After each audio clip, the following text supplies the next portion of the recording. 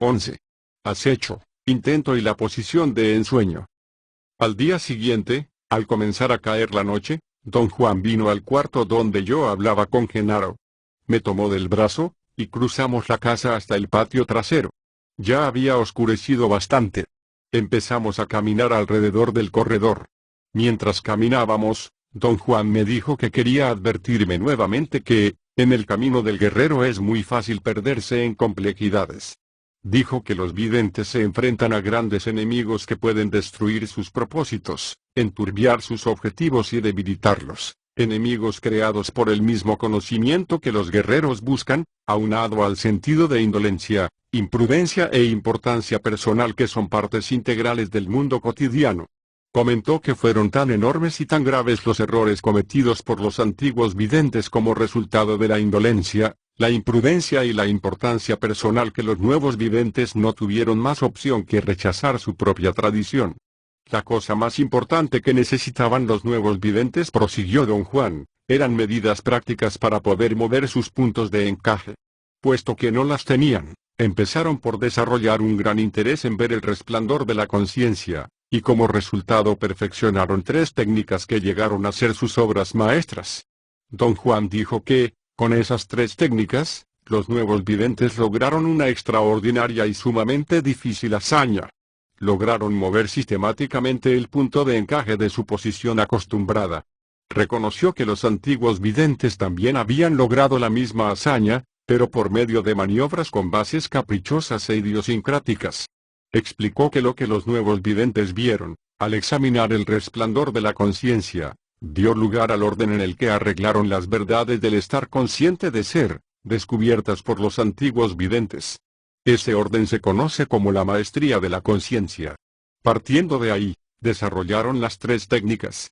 La primera es la maestría del acecho, la segunda es la maestría del intento y la tercera es la maestría del ensueño. Aseveró que me había enseñado las 3 desde el primer día en que nos conocimos. Me dijo que, siguiendo la recomendación de los nuevos videntes, me había enseñado la maestría de la conciencia de 2 maneras. En sus enseñanzas para el lado derecho, que aplicó en mi estado de conciencia normal, cumplió 2 objetivos. Me enseñó el camino del guerrero y aflojó mi punto de encaje de su posición original. En sus enseñanzas para el lado izquierdo, que llevó a cabo en estado de conciencia acrecentada, también logró 2 objetivos. Me dio una larga serie de explicaciones e hizo que mi punto de encaje se moviera a todas las posiciones que fui capaz de sostener. Don Juan dejó de hablar y se detuvo. Se recostó contra un pilar del patio y empezó a hablar acerca del acecho. Dijo que tuvo orígenes muy humildes y fortuitos. Partió de una observación hecha por los nuevos videntes, que cuando los guerreros se comportan de maneras no acostumbradas, en una forma sistemática y continua, emanaciones internas que ordinariamente nunca se usan empiezan a resplandecer. Y sus puntos de encaje se mueven de una manera lenta, armoniosa, apenas notable. Estimulados por esta observación, los nuevos videntes comenzaron a practicar el control sistemático de su conducta. Llamaron a esta práctica el arte del acecho. Don Juan dijo que, aunque el término era inconveniente, el nombre resultaba apropiado, porque acechar implicaba un específico tipo de conducta con la gente, un comportamiento que podría clasificarse como clandestino o furtivo.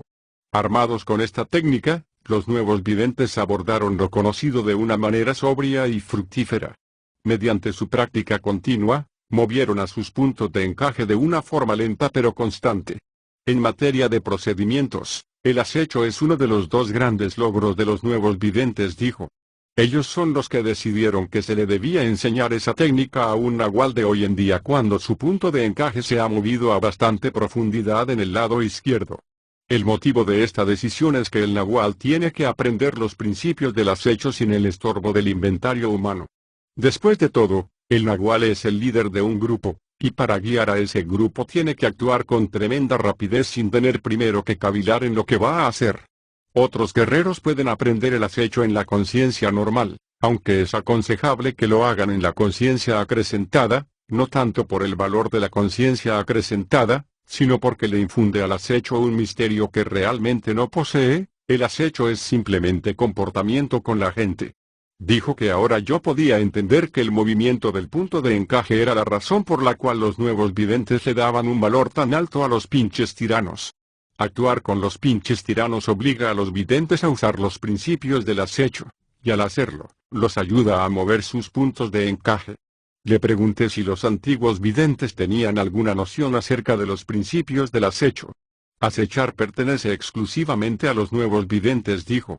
Ellos son los que tuvieron que tratar con la gente. Los otros estaban tan absortos en su sentido del poder que ni siquiera sabían que existía la gente, hasta que la gente les cayó encima y los exterminó. Pero tú ya sabes todo esto. Don Juan dijo enseguida que la maestría del intento y la maestría del acecho eran las dos obras maestras de los nuevos videntes y que marcan el advenimiento de los videntes actuales. Explicó que en sus esfuerzos por sacarle ventaja a sus opresores, los nuevos videntes usaron todas las posibilidades. Sabían que sus predecesores habían logrado hazañas extraordinarias manejando una fuerza misteriosa y milagrosa que solo pudieron describir como el poder. Los nuevos videntes tenían muy poca información acerca de esa fuerza, y por eso se vieron obligados a verla y a examinarla sistemática y minuciosamente. Sus esfuerzos fueron ampliamente recompensados cuando descubrieron que esa fuerza es la energía del alineamiento. Comenzaron viendo cómo el resplandor de la conciencia aumenta de tamaño e intensidad conforme las emanaciones interiores del capullo se alinean con las emanaciones en grande. Al igual que hicieron con el acecho, usaron esa observación como trampolín, y siguieron adelante, desarrollando una compleja serie de técnicas para manejar ese alineamiento. Al principio se referían a esas técnicas como la maestría del alineamiento. Luego se dieron cuenta que lo que estaba involucrado era mucho más que el alineamiento, era la energía que surge del alineamiento de emanaciones. A esa energía la llamaron voluntad. La voluntad se convirtió en la segunda base de su serie de técnicas. Los nuevos videntes la entendieron como un estallido de energía, ciego, impersonal, ininterrumpido, que nos hace comportarnos como lo hacemos. La voluntad es responsable de nuestra percepción del mundo cotidiano, e indirectamente, a través de la fuerza de esa percepción, es responsable de la localización del punto de encaje en su posición acostumbrada. Don Juan dijo que los nuevos videntes examinaron cómo tiene lugar la percepción del mundo de la vida diaria y vieron los efectos de la voluntad. Vieron que el alineamiento es renovado incesantemente para conferirle así continuidad a la percepción. Para renovar cada vez el alineamiento con el frescor que necesita para crear un mundo vivo, la descarga de energía que procede de esos mismos alineamientos se redirige automáticamente para reforzar algunos alineamientos selectos. Esta nueva observación les sirvió a los nuevos videntes como otro trampolín que los ayudó a alcanzar la tercera base de sus técnicas. La llamaron intento y la describieron como guiar la voluntad, o guiar intencionalmente la energía del alineamiento. El Nahual Julián obligó a Silvio Manuel, a Genaro y a Vicente a concentrarse en esos tres aspectos del conocimiento de los videntes. Prosiguió. Genaro es el maestro del manejo de la conciencia, Vicente es el maestro del acecho y Silvio Manuel es el maestro del intento. Durante un largo rato, don Juan habló con las mujeres aprendices. Lo escucharon con una expresión de seriedad en los rostros. A juzgar por la feroz concentración de las mujeres, yo estaba seguro que les estaba dando instrucciones detalladas acerca de difíciles procedimientos. Me habían excluido de la reunión, pero yo los había observado mientras hablaban en el cuarto delantero de la casa de Genaro. Yo estaba sentado en la cocina, esperando a que terminaran. Finalmente las mujeres se pusieron de pie para partir, pero antes de hacerlo, vinieron a la cocina con don Juan. Él se sentó frente a mí mientras las mujeres hablaban con penosa formalidad. Luego me abrazaron, todas estaban inusitadamente amigables conmigo, incluso comunicativas. Dijeron que partían a reunirse con los otros aprendices que habían salido con Genaro horas antes. Genaro les iba a enseñar a todos ellos su cuerpo de ensueño. En cuanto se fueron, don Juan reanudó su explicación. Dijo que conforme pasó el tiempo y los nuevos videntes establecieron sus prácticas, se dieron cuenta de que bajo las condiciones prevalecientes de vida, el acecho solo movía mínimamente los puntos de encaje. Para lograr el máximo efecto, el acecho necesitaba de un medio ambiente ideal, necesitaba pinches tiranos en posiciones de gran autoridad y poder. Se volvió cada vez más difícil para los nuevos videntes encontrar tales situaciones. La tarea de improvisarlas, o de buscarlas adrede, se convirtió en una carga insoportable. Los nuevos videntes juzgaron que era imperativo ver las emanaciones del águila, a fin de encontrar una manera más conveniente de mover el punto de encaje. Al tratar de ver las emanaciones se enfrentaron con un serio problema.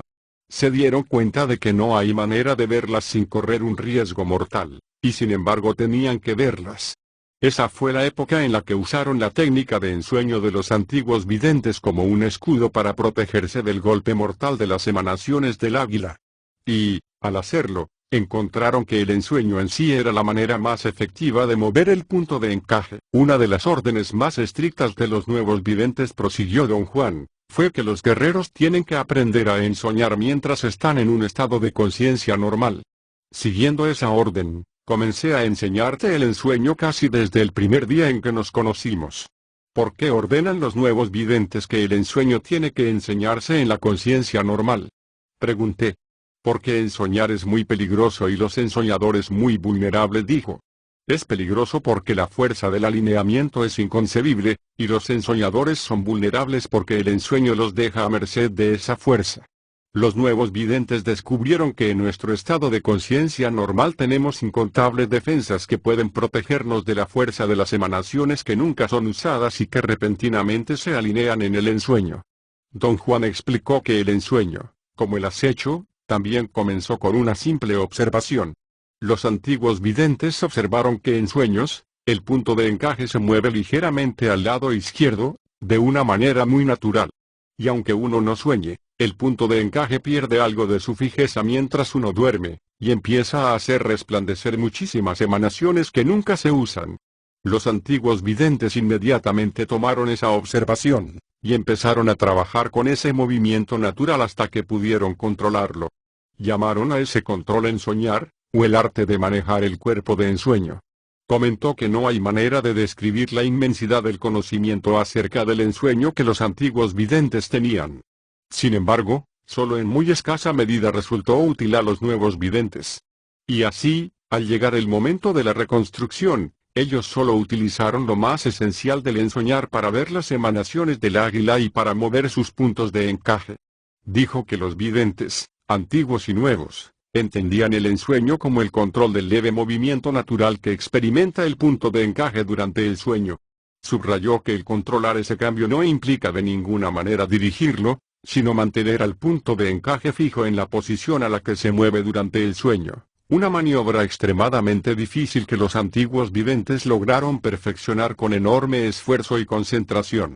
Don Juan explicó que los ensoñadores tienen que llegar a un equilibrio muy sutil, porque no pueden interferir en los sueños, ni tampoco pueden imponer sus deseos en ellos, y sin embargo el movimiento del punto de encaje debe obedecer la orden del ensoñador, una contradicción que no puede ser racionalizada pero que debe resolverse en la práctica. Después de observar a los ensoñadores mientras dormían, los antiguos videntes decidieron dejar que los sueños siguieran su curso natural. Habían visto que en algunos sueños, más que en otros, el punto de encaje del ensoñador penetraba en el lado izquierdo a una profundidad considerablemente mayor. Esta observación les planteó la pregunta de que si el contenido del sueño hace moverse al punto de encaje, o si el movimiento del punto de encaje en sí produce el contenido del sueño al activar emanaciones que no se usan de ordinario. Pronto se dieron cuenta de que el movimiento del punto de encaje al interior del lado izquierdo es lo que produce los sueños. Mientras más profundo es el movimiento, más vívido y extraño es el sueño. Inevitablemente, trataron de dirigir sus sueños para lograr que sus puntos de encaje penetraran profundamente en el lado izquierdo. Al tratarlo, descubrieron que cuando los sueños son dirigidos, consciente o semiconscientemente, el punto de encaje regresa de inmediato a su lugar de costumbre. Puesto que lo que querían era que ese punto se moviera, llegaron a la inevitable conclusión de que interferir en los sueños era interferir en el movimiento natural del punto de encaje. Don Juan dijo que así empezaron los antiguos videntes a desarrollar su asombroso conocimiento del ensueño, un conocimiento que tuvo una tremenda influencia en lo que los nuevos videntes consideraban como su meta final, pero que les fue de muy poco uso en su forma original. Me dijo que en sus enseñanzas para el lado derecho, Yo erróneamente había entendido que el ensueño era el control de los sueños, y que todos los ejercicios que me hizo cumplir, como el encontrar mis manos en mis sueños, no estaban planeados para entrenarme a dirigir mis sueños. Esos ejercicios estaban diseñados para mantener mi punto de encaje fijo en el lugar al que se había movido en mi sueño. Añadió que ahí era donde los ensoñadores tenían que lograr un equilibrio sutil. Lo único que ellos podían dirigir era la estabilidad de sus puntos de encaje. Los videntes son como pescadores equipados con un hilo de pescar y un anzuelo que se hunde donde quiera que puede. Lo único que ellos pueden hacer es mantener el anzuelo anclado al lugar en el que se hundió. Donde quiera que se mueva el punto de encaje en los sueños se llama posición de ensueño, prosiguió. Los antiguos videntes se volvieron tan expertos en mantener su posición de ensueño que incluso podían despertar mientras sus puntos de encaje seguían anclados allí. Los antiguos videntes llamaron cuerpo de ensueño a ese estado, porque lo controlaban al grado de crear un nuevo cuerpo provisional cada vez que despertaban en una nueva posición de ensueño. Tengo que aclararte que el ensueño tiene un terrible inconveniente, continuó.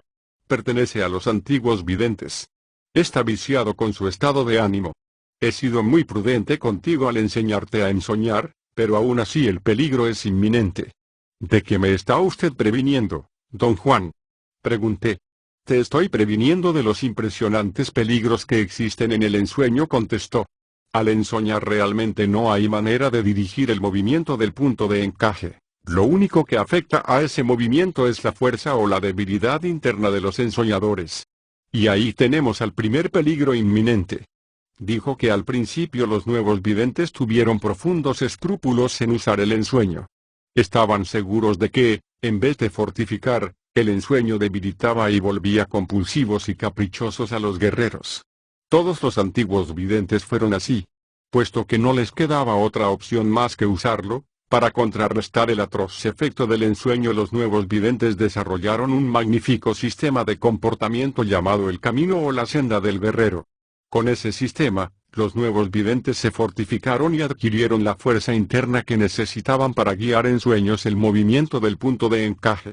Don Juan subrayó que la fuerza de la que hablaba no era solamente la convicción. Nadie podría tener convicciones más fuertes que los antiguos videntes, y sin embargo eran débiles. Tener fuerza interna significaba poseer un sentido de ecuanimidad, casi de indiferencia, un sentimiento de sosiego, de holgura. Pero sobre todo, significaba tener una inclinación natural y profunda por el examen, por la comprensión. Los nuevos videntes llamaron sobriedad a todos estos rasgos del carácter. La convicción que tienen los nuevos videntes, prosiguió, es que una vida de impecabilidad lleva de por sí, inevitablemente, a un sentido de sobriedad, y eso a su vez hace moverse al punto de encaje.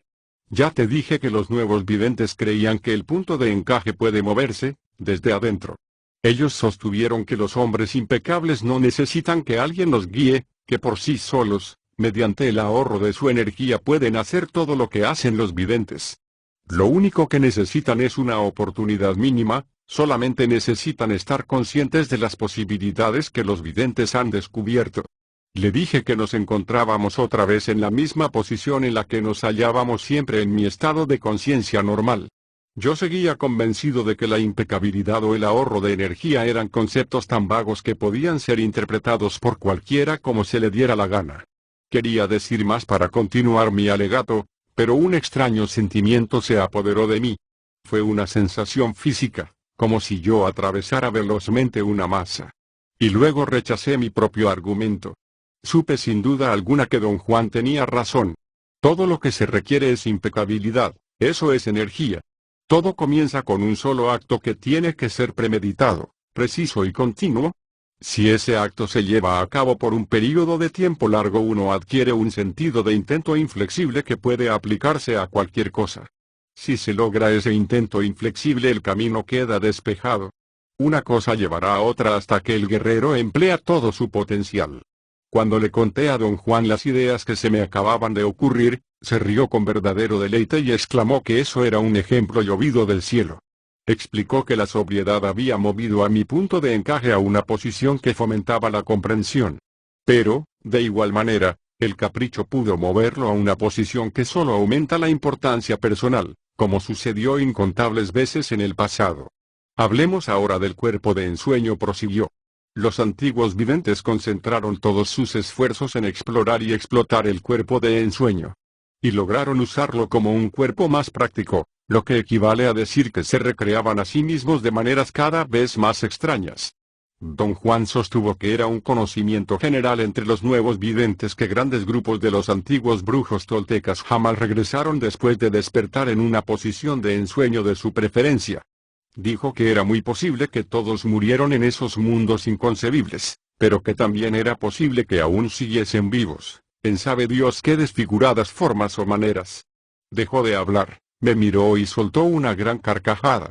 ¿Te mueres por preguntarme qué hacían los antiguos videntes con el cuerpo de ensueño, no es verdad?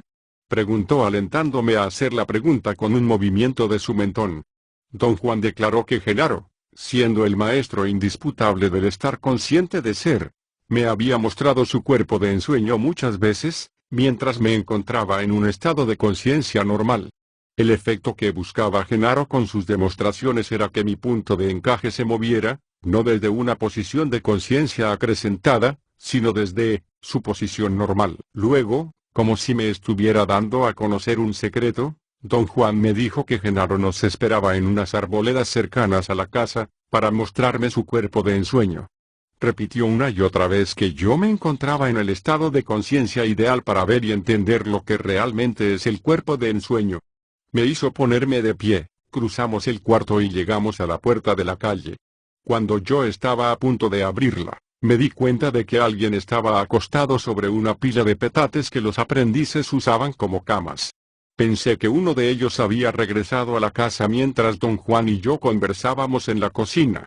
Me acerqué a él y entonces noté que era Genaro. Estaba profundamente dormido, roncando en paz, de cara al suelo. Despiértalo, me dijo Don Juan. Tenemos que irnos. Debe estar agotado. Lo sacudí muy despacio. Lentamente se dio vuelta, haciendo los ruidos de alguien que despierta de un profundo sueño. Estiró los brazos y abrió los ojos. Involuntariamente grité y salté hacia atrás. Los ojos de Genaro no eran ojos humanos. Eran dos puntos de intensa luz ambarina. Mi susto fue tan tremendo que me mareé. Don Juan me golpeó la espalda con cierta fuerza y restauró mi equilibrio. Genaro se puso de pie y me sonrió. Sus rasgos estaban rígidos. Se movía como si estuviera borracho o le faltara coordinación física. Pasó a mi lado y se dirigió hacia la pared. Me encogí anticipando el choque, pero atravesó la pared como si ésta no estuviera ahí. Volvió al cuarto por la puerta de la cocina. Mientras lo observaba con un horror sin nombre, Genaro caminó por las paredes, con el cuerpo paralelo al piso, y por el cielo raso, parado de cabeza. Caí de espaldas al tratar de seguir sus movimientos. Desde esa posición ya no vi a Genaro, veía en cambio una burbuja de luz que se movía por el cielo raso arriba de mí y por las paredes dándoles vueltas al cuarto. Era como si alguien paseara el haz de luz de una enorme linterna eléctrica por el cielo raso y las paredes. Finalmente, el haz de luz se apagó. Desapareció de vista desvaneciéndose contra la pared. Miré a Don Juan y le dirigí una pregunta muda. Comentó que mi miedo siempre saltaba fuera de toda proporción, y que tenía que luchar para llegar a controlarlo. Me ayudó a incorporarme, y dijo que me había portado muy bien. Había visto el cuerpo de ensueño de Genaro como es en realidad, una burbuja de luz. Le pregunté cómo podía estar tan seguro de que yo había visto una burbuja de luz. Contestó que él vio moverse a mi punto de encaje, primero hacia su sitio normal para compensar mi susto, y luego lo vio moverse a las profundidades del lado izquierdo, más allá del punto en el que no hay más dudas. En esa posición solo hay una cosa que uno pueda ver, burbujas de energía, prosiguió.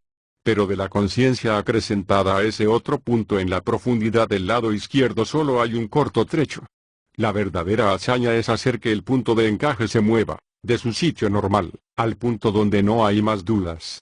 Agregó que yo tenía que entrar en ese momento en un estado de conciencia normal porque aún teníamos una cita con el cuerpo de ensueño de Genaro en unas arboledas cercanas a la casa. Cuando regresamos a la casa de Silvio Manuel, Don Juan dijo que la pericia de Genaro con el cuerpo de ensueño no era nada en comparación con lo que habían hecho, o aún hacían los antiguos videntes. Eso lo verás muy pronto, dijo con un tono siniestro, y se rió. Con un miedo creciente, le pregunté qué era lo que quería decir, y eso solo evocó más risa. Finalmente dijo que me iba a explicar la manera en que los nuevos videntes entendieron al cuerpo de ensueño y la manera en que lo usaron. Los antiguos videntes buscaban una perfecta réplica del cuerpo, continuó, y casi lograron conseguirla. Lo único que no pudieron copiar fueron los ojos. En vez de ojos, el cuerpo de ensueño tiene el resplandor de la conciencia. Nunca te diste cuenta de eso antes, cuando Genaro solía mostrarte su cuerpo de ensueño. A los nuevos videntes les importa un comino una perfecta réplica del cuerpo, nunca tuvieron ningún interés en copiarlo. Han conservado, sin embargo, el nombre cuerpo de ensueño para indicar una sensación, un impulso de energía que es transportado por el movimiento del punto de encaje, a cualquier lugar en este mundo, o a cualquier lugar de los 7 mundos accesibles para el hombre. Don Juan delineó el procedimiento usado por los nuevos videntes para lograr el cuerpo de ensueño. Dijo que comienza con un acto inicial, cualquier acto que por el hecho de ser continuo engendra intento inflexible. El intento inflexible lleva al silencio interno, y el silencio interno a la fuerza interna necesaria para mover al punto de encaje en sueños a posiciones convenientes. Llamó a este orden de sucesión el cimiento. Una vez completado este cimiento viene el desarrollo del control, que consiste en mantener sistemáticamente la posición de ensueño aferrándose tenazmente a la visión del sueño. La práctica constante resulta en una gran facilidad para sostener posiciones de ensueño en nuevos sueños, no tanto porque gane uno control con la práctica, sino porque cada vez que se ejercita este control se fortifica la fuerza interna. A su vez, la fuerza interna fortificada mueve el punto de encaje a posiciones de ensueño, que pueden fomentar la sobriedad. En otras palabras, los sueños se vuelven, de por sí, más y más maniobrables, incluso más ordenados. El desarrollo de los ensoñadores es indirecto, prosiguió. Es por eso que los nuevos videntes creyeron que podemos ensoñar por nuestra cuenta, solos. Puesto que el ensueño utiliza un movimiento natural del punto de encaje, no deberíamos necesitar ayuda de nadie. Lo que verdaderamente necesitamos es sobriedad, y nada puede dárnosla, ni ayudarnos a obtenerla, salvo nosotros mismos. Sin ella, el movimiento del punto de encaje es caótico, como son caóticos nuestros sueños ordinarios. Así que, al fin y al cabo, el procedimiento para llegar al cuerpo de ensueño es la impecabilidad de nuestra vida diaria. Don Juan explicó que una vez que se adquiere sobriedad, y una vez que las posiciones de ensueño se vuelven progresivamente más fuertes, el siguiente paso consiste en despertarse en una posición de ensueño. Comentó que, aunque da la impresión de ser algo sencillo, la maniobra era en verdad un asunto de tan inmensa complejidad que requiere no solo de sobriedad sino de todos los atributos del guerrero, especialmente de intento. Le pregunté en qué forma ayuda el intento a los videntes a despertar en una posición de ensueño.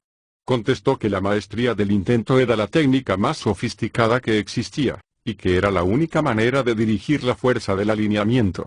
Despertar en una posición de ensueño era sencillamente sostener el alineamiento de emanaciones que han sido encendidas para el movimiento del punto de encaje. Don Juan dijo que el segundo peligro eminente del ensoñar era la fortaleza misma del cuerpo de ensueño que incita al ensoñador a correr riesgos. Por ejemplo, es muy fácil para el cuerpo de ensueño contemplar las emanaciones del águila durante largos periodos de tiempo, ininterrumpidamente, pero también es muy fácil que sea totalmente consumido por ellas. Los videntes que contemplaron las emanaciones del águila sin sus cuerpos de ensueño murieron, y aquellos que las contemplaron con sus cuerpos de ensueño fueron consumidos por el fuego interior. Los nuevos videntes resolvieron el problema viendo en grupos. Mientras un vidente contemplaba las emanaciones, otros permanecían cerca para prestar ayuda. ¿Cómo veían en grupos los nuevos videntes? Pregunté. Ensoñaban juntos, contestó. Como tú mismo sabes, para un grupo de videntes es perfectamente posible activar al unísono las mismas emanaciones que nunca se usan. Y también, en este caso, no existen técnicas conocidas, simplemente ocurre sin uno saber cómo. Agregó que al ensoñar juntos, algo en nosotros toma la iniciativa y de pronto nos encontramos compartiendo la misma vista con otros ensoñadores. Lo que pasa es que, Automáticamente, nuestra condición humana nos hace enfocar el resplandor de la conciencia en las mismas emanaciones que otros seres humanos están usando. Nosotros continuamente ajustamos la posición de nuestros puntos de encaje para cuadrar con la de los que nos rodean. En nuestra percepción ordinaria lo hacemos con el lado derecho de la conciencia, pero también lo podemos hacer con el lado izquierdo, al ensoñar juntos.